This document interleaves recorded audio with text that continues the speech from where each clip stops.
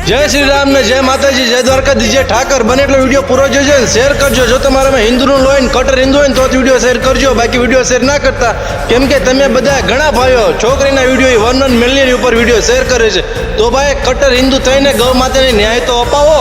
ગૌ માતાને ન્યાય ન અપાવો તો ખાલી વિડીયો શેર કરી દો ને 10 થી 5 જણાને.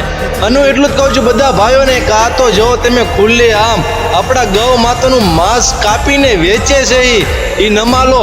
તો હું સરકાર પાસે એટલી જ અપીલ કરું છું, જો તમે 500 ને 1000ની નોટ એક રાતમાં બંધ કરી શકતા હોય ને તો પણ જ્યાં ખુલ્લે આમ અત્યારે ગૌ માંસ વેચે છે ને એને તો બંધ કરાવો.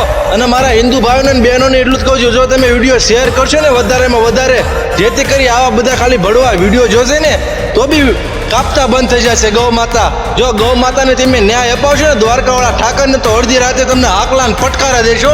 એ અમારો દ્વારકાવાળો ઠાકર છે, કાળિયા ઠાકર. તો બને એટલો વિડીયો શેર કરી દેજો, રાહ જોવાની નથી એક વિડીયો શેર કરવામાં. મારા ગમે એટલા વિડીયો આવે વધારેમાં વધારે શેર કરજો, કેમ કે ગૌ માતા માટે મરવું પડે તો હાજર છે ને મારી નાખવા પડે ને તો હાજર છે. બાકી જય શ્રી રામ ને જય ઠાકર ને જય દ્વારકાધીશ. બને એટલો વિડીયો શેર કરી દેજો.